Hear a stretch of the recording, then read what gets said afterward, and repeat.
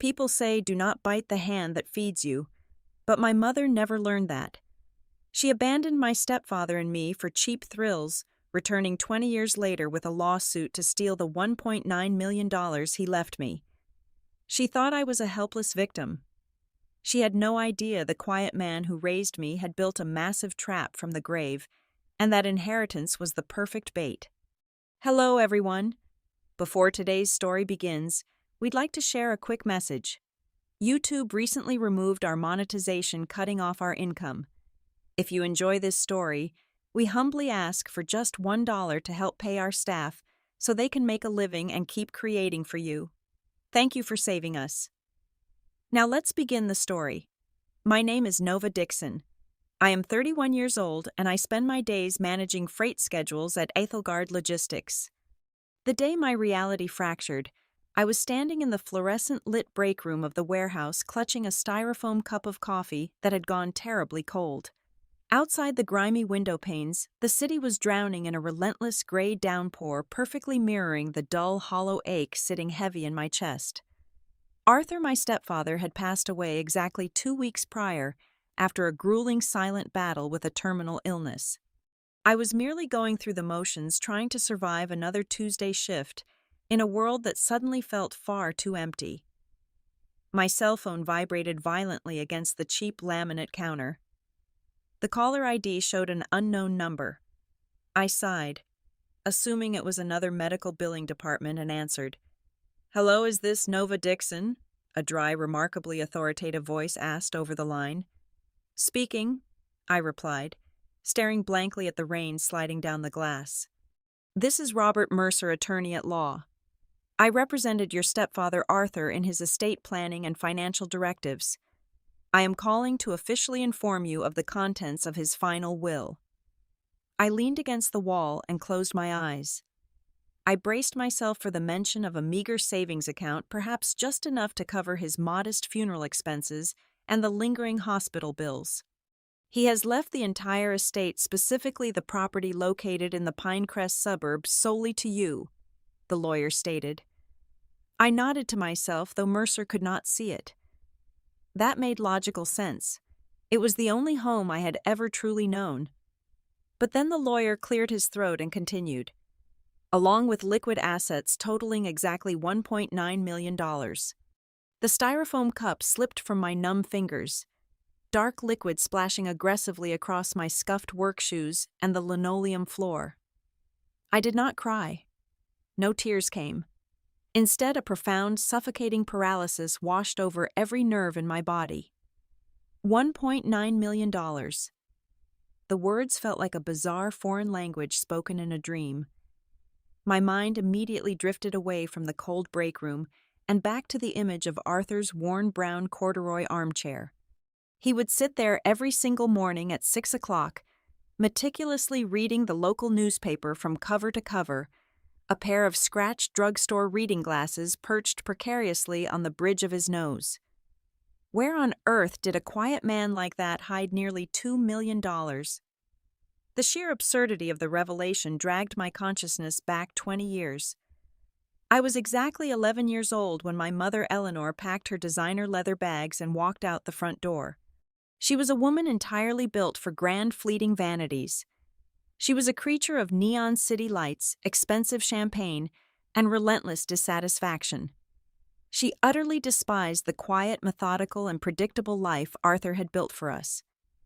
He was a forensic accountant, a man who never raised his voice in anger, never sought the spotlight, and calculated every minor risk before taking a step. To Eleanor, his stability was nothing short of a prison sentence. She left us behind without a second glance to chase after Julian, a flashy commercial real estate broker with a dangerously silver tongue and a fleet of leased luxury cars. Arthur was never the cinematic hero type you see in movies. He did not chase her taxi down the driveway in the pouring rain. He did not curse her name to the heavens or smash our family picture frames against the wall. The day Eleanor walked out of our lives, he simply went into the kitchen, made me a grilled cheese sandwich, sat across from me at the table, and asked about my math homework. Over the following years, he painstakingly learned how to braid my hair before school. He signed every single one of my report cards with his neat, precise handwriting. He attended the awkward middle school band concerts and sat through the tedious high school graduations.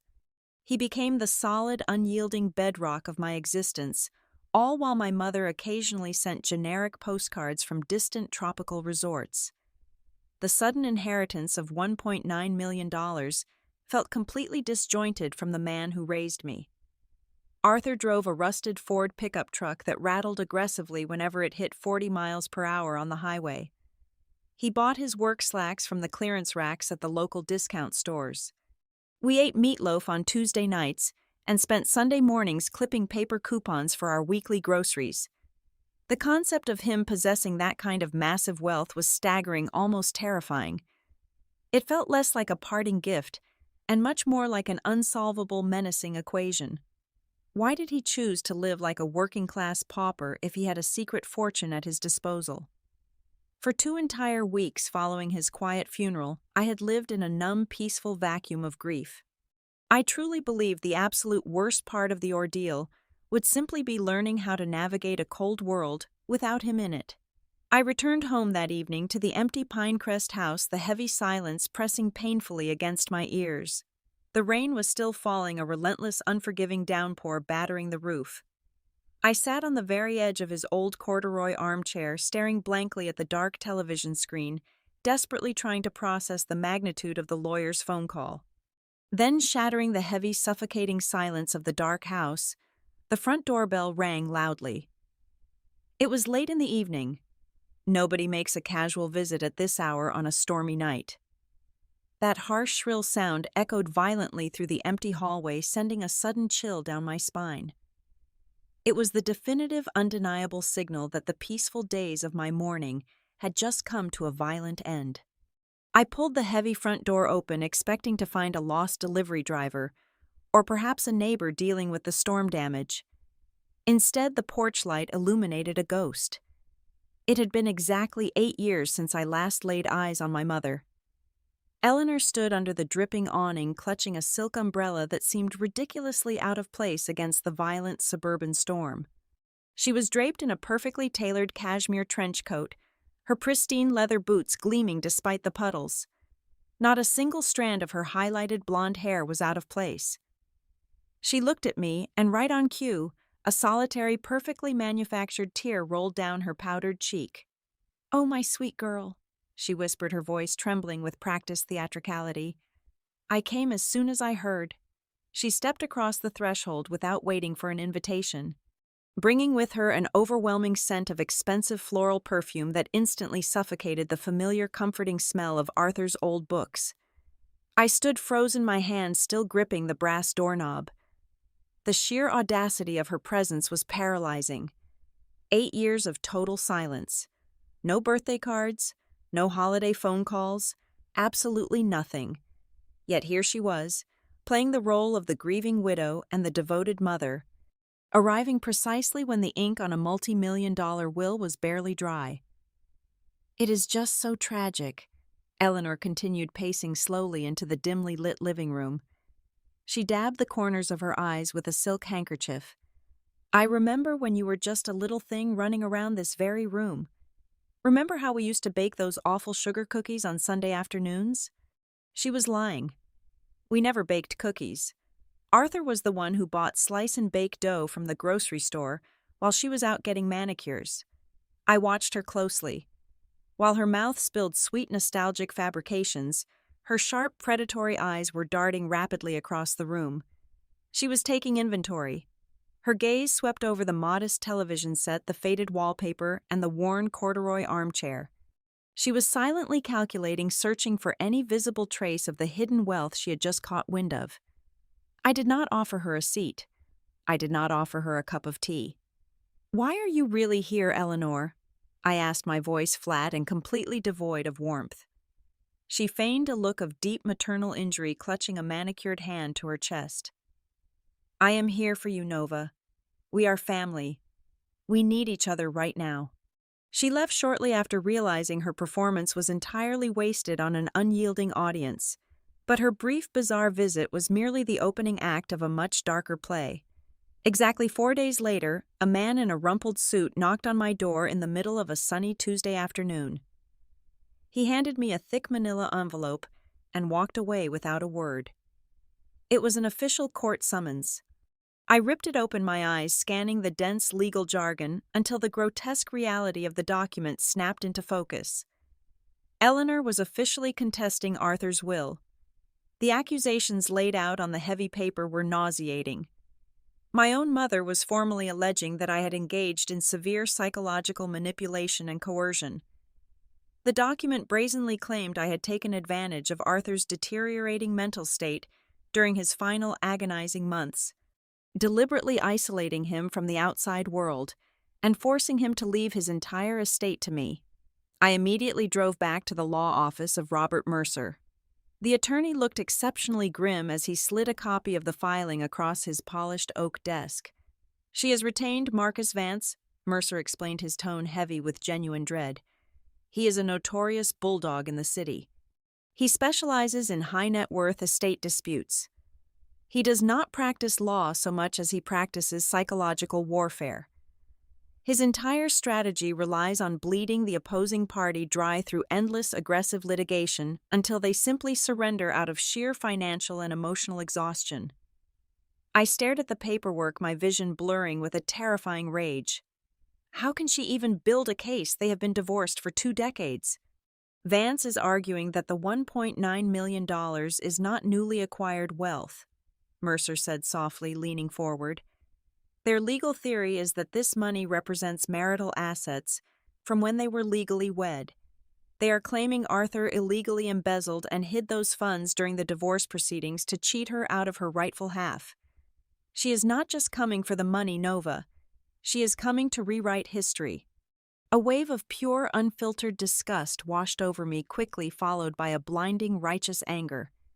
It was not enough for Eleanor that she had broken Arthur's heart all those years ago. It was not enough that she had abandoned us for a life of shallow luxury and fleeting thrills. Now, driven by a bottomless parasitic greed, she was actively trying to drag a decent, quiet man's name through the mud. She wanted the court to brand the only person who had ever truly loved and protected me as a manipulative, thieving fraud. She thought I would simply crumble under the weight of a ruthless city lawyer and her fabricated tears. She assumed I would hand over the money just to make the nightmare stop. She thought I was still that helpless 11-year-old girl standing crying in the driveway. She had no idea who raised me. The first mediation sessions were a masterclass in psychological torture. Marcus Vance did not just argue the law, he weaponized it. We sat in a sterile, glass-walled conference room high above the city, the air thick and unbreathable. Eleanor sat across the polished mahogany table, dabbing her dry eyes, while Vance aggressively threw thick binders of fabricated evidence onto the table.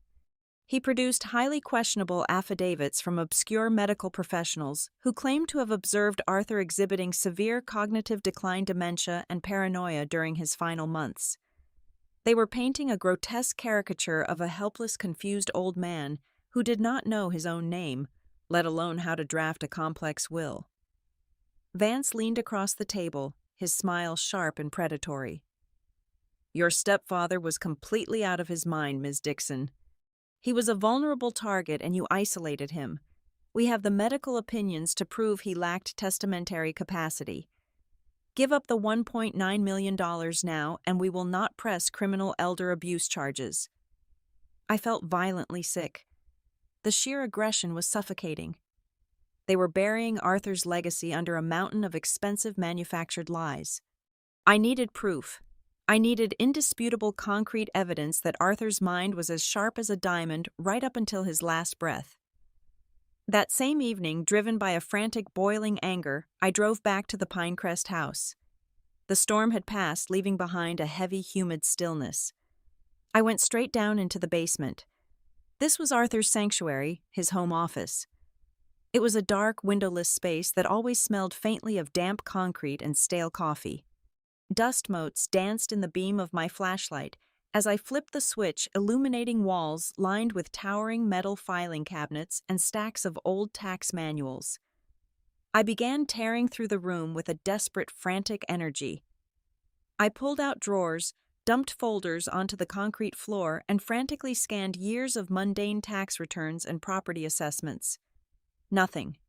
There were no journals, no recent medical records, no secret diaries proving his sanity. After 3 hours of fruitless searching, my hands were raw and my lungs burned from the dust.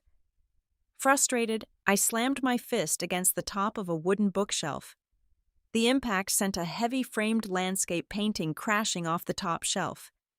It hit the floor with a loud, violent shatter, broken glass spraying across my shoes.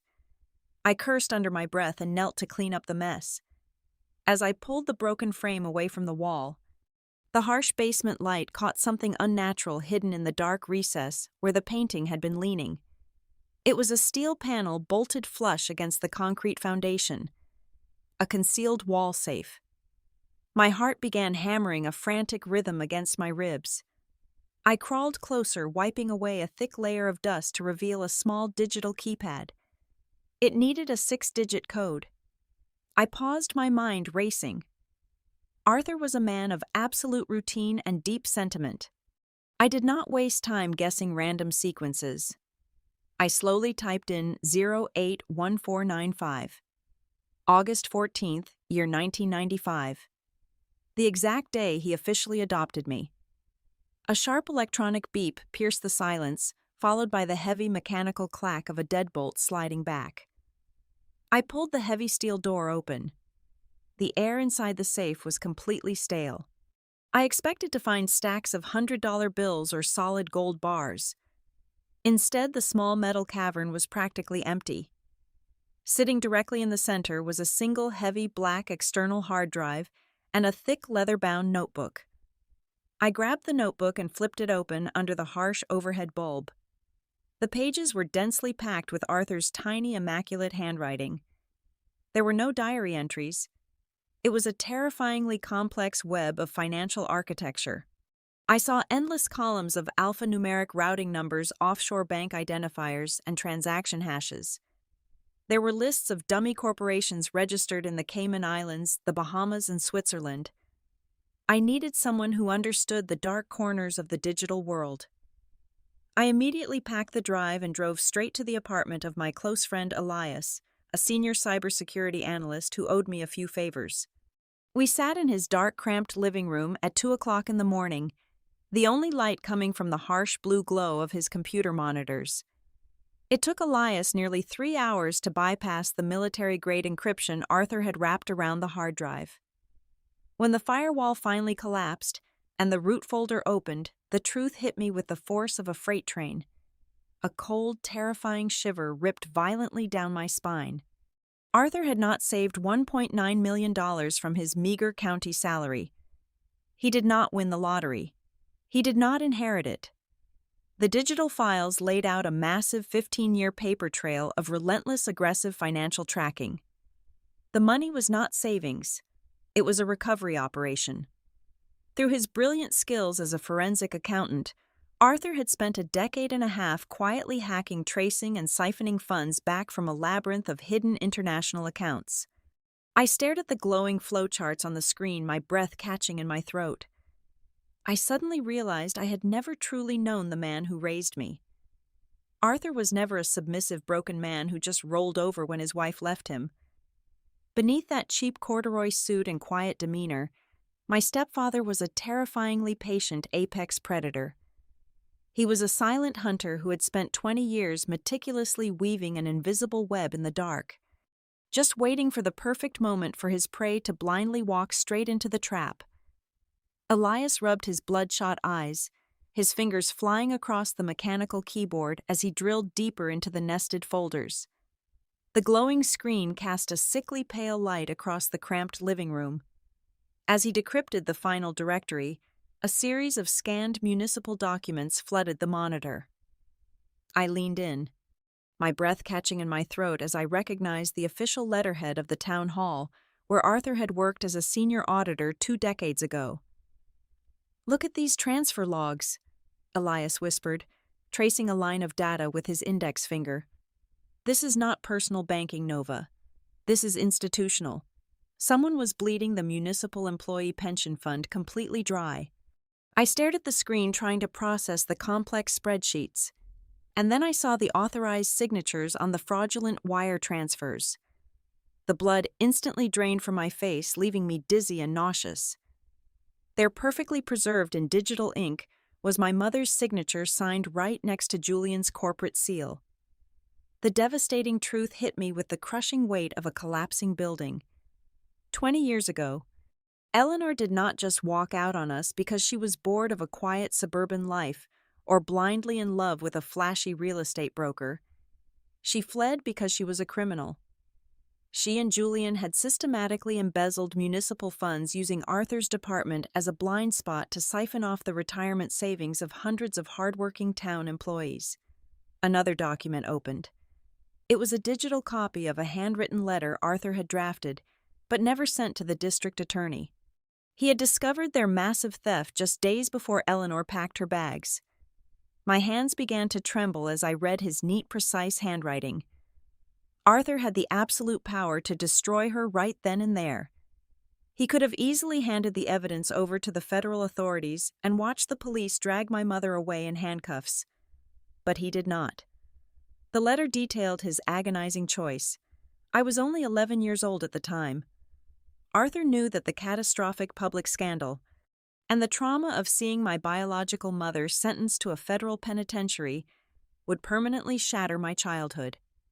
So to protect my fragile innocence, the quiet, unassuming forensic accountant committed the only unethical act of his entire career. He used his brilliant administrative access to bury the discrepancies, manually balancing the town ledgers to cover her tracks, and allowed Eleanor to walk away into the sunset with her lover completely free of consequence. But Arthur was a man of absolute, uncompromising balance. A ledger had to be zeroed out eventually. Elias pulled up a secondary database, and the true scale of Arthur's genius began to unfold before our eyes. For the next 15 years, while driving a beat-up truck and clipping grocery coupons, my stepfather had waged a silent, invisible financial war.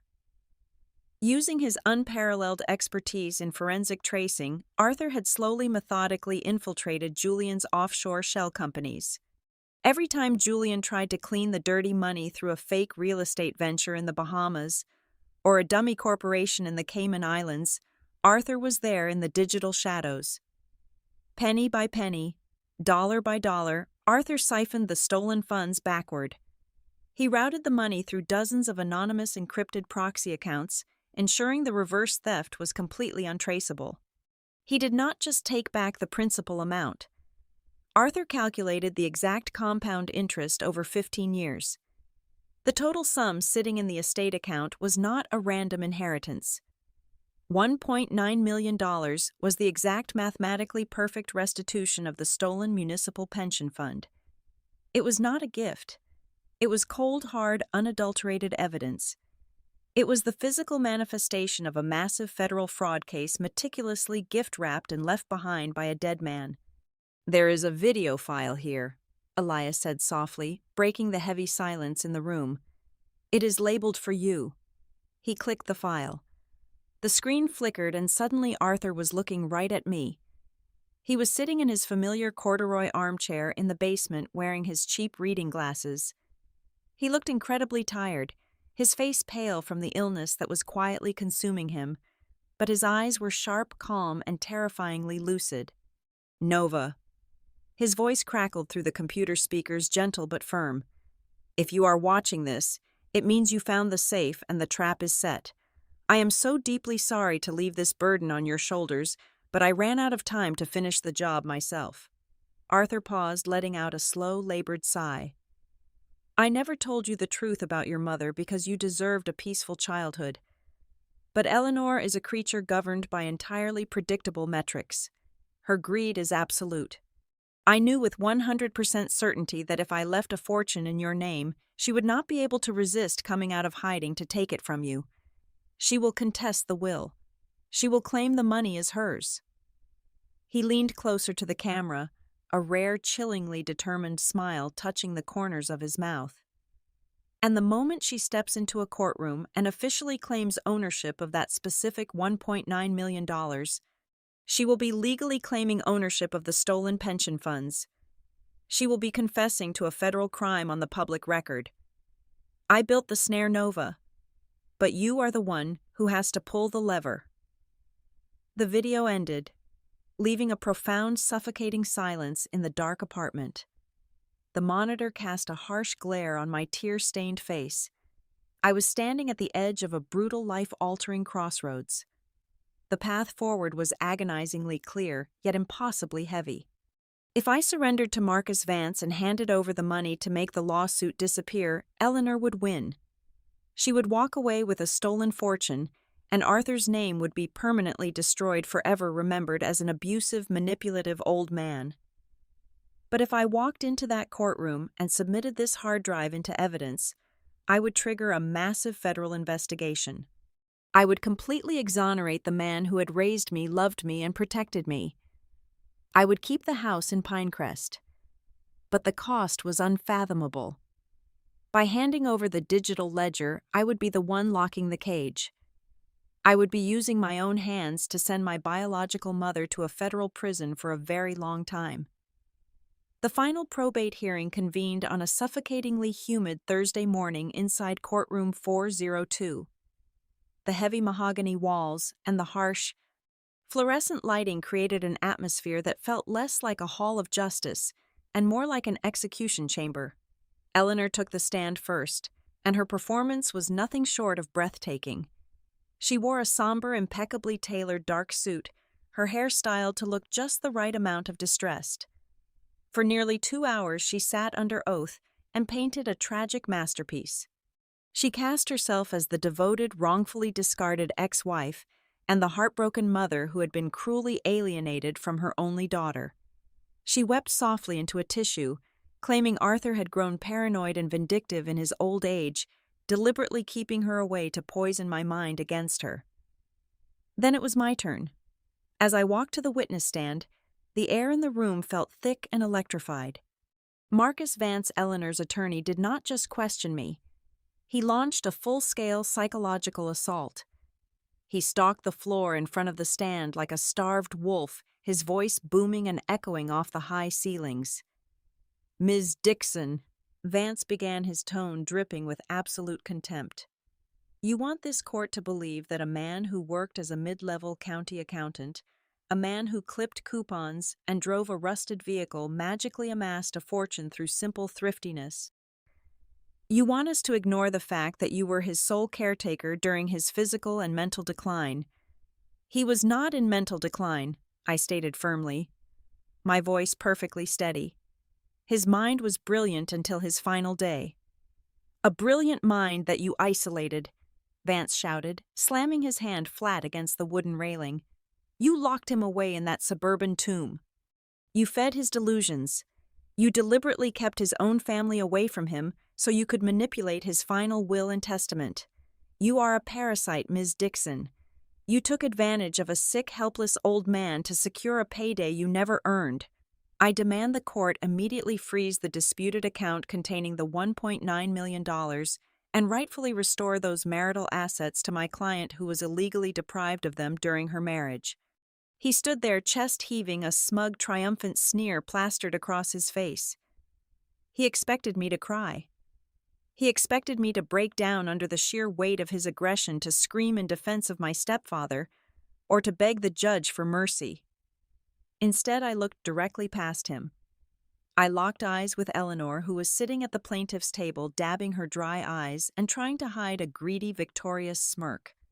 I smiled back at her. It was a cold, terrifyingly calm smile that caused her smirk to falter instantly. "You know what, Mr. Vance," I said, my voice cutting through the heavy silence of the courtroom like a sharp blade. "You are completely right."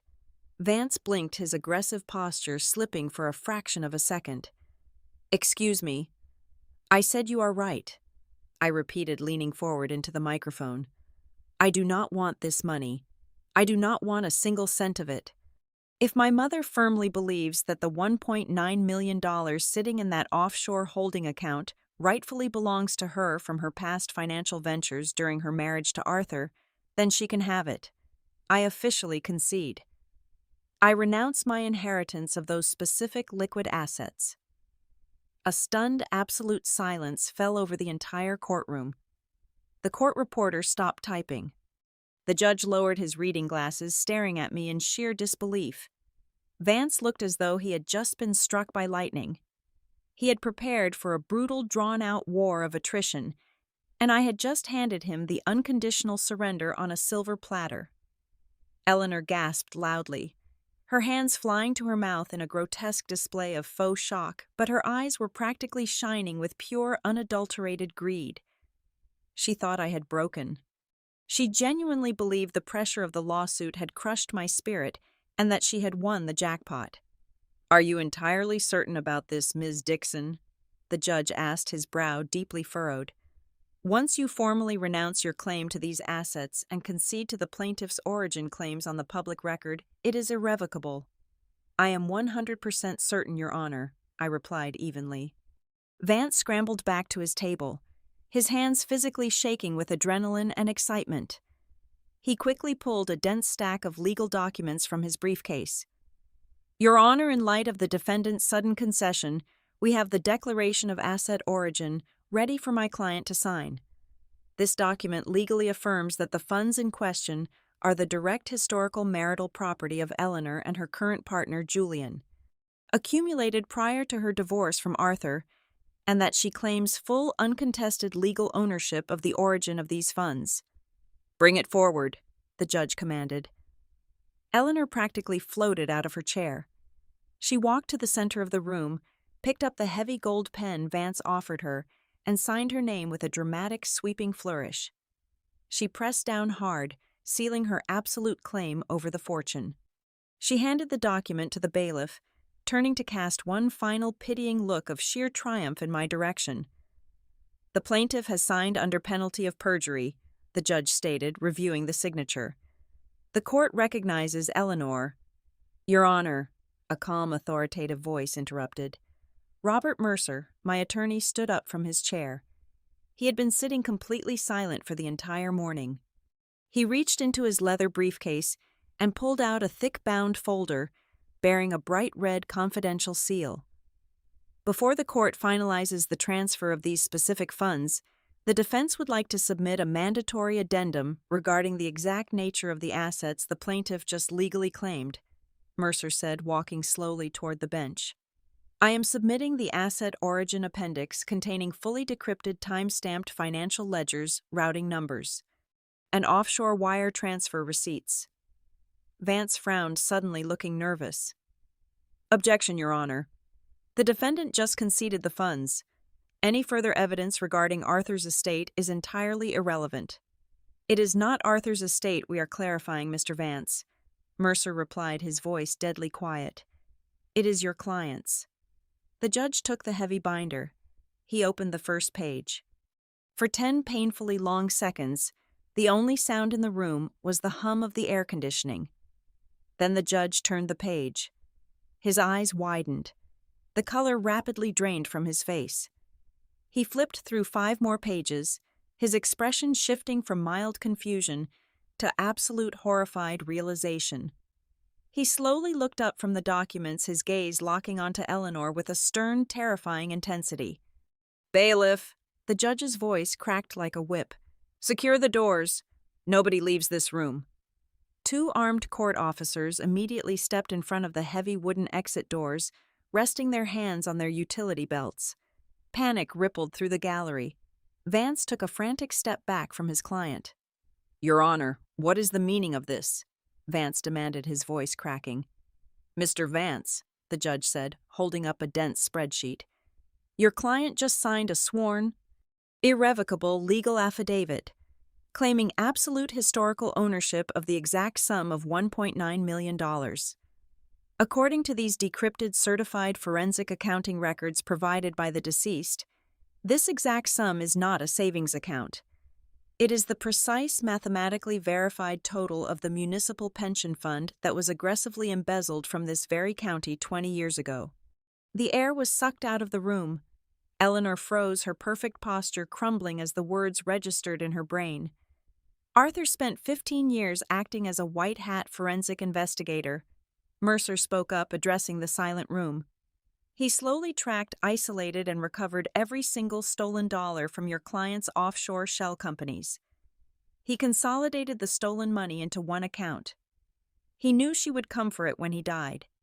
And by legally demanding it today, by signing that document under oath to defeat my client, Eleanor, has just provided the federal government with a signed, undeniable confession to severe financial fraud, massive tax evasion, and the federal embezzlement of public funds.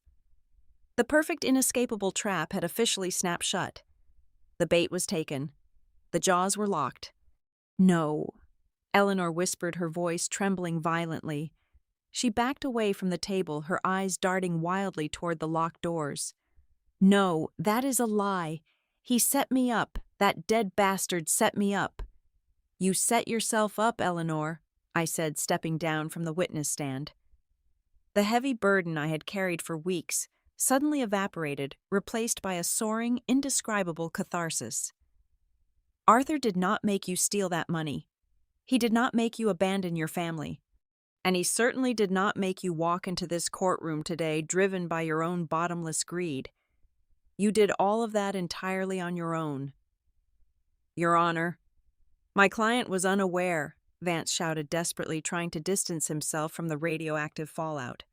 Save it for the federal prosecutor, Mr. Vance, the judge snapped. He nodded sharply to the officers. Take her into custody immediately. Contact the district attorney and the Federal Bureau of Investigation.